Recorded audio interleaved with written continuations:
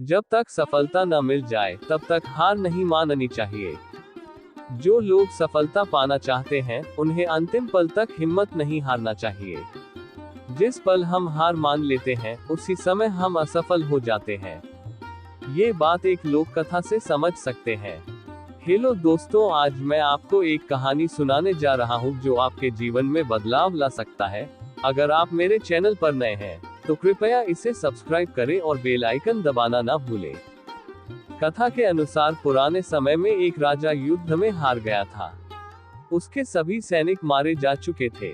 राजा किसी तरह अपनी जान बचाकर जंगल में भाग गया। सैनिक उसका पीछा कर रहे थे। वह बचने के लिए एक गुफा में छिप गया। सैनिक राजा को जंगल में खोजते खोजते उस गुफा तक पहुंच गए। गुफा के अंदर राजा को ढूंढा, लेकिन सैनिक उसे ढूंढ नहीं सके।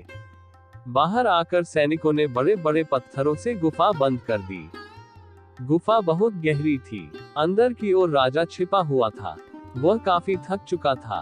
भूख प्यास की वजह से बेहाल हो रहा था। उसके शरीर में ताकत भी नहीं बची थी।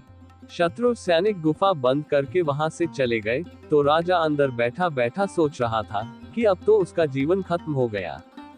वह गुफा से कभी बाहर नहीं निकल पाएगा। राजा निराश हो चुका था।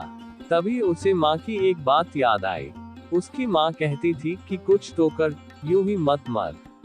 ये बात याद आते ही राजा में फिर से ऊर्जा आ गई।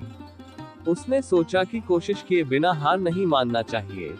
राजा गुफा के द्वार से पत्थरों को हटाने का काम शुरू कर दिया। कड़ी मेहनत के बाद राजा ने बड़े बड़े पत्थर खिसका दिए। किसी तरह राजा ने बाहर निकलने की थोड़ी सी जगह बना ली थी। राजा गुफा से बाहर निकला और अपने मित्र राजा के पास पहुंच गया। मित्र राजाओं की मदद से उसने शत्रुओं को पराजित कर दिया और अपना राज्य वापस प्राप्त कर लिया। सीख: इस कथा की सीख यही है कि हमें सफलता मिलने तक हार नहीं मानना चाहिए। जिस पल हम हार मान लेते हैं उसी समय असफल हो जाते हैं।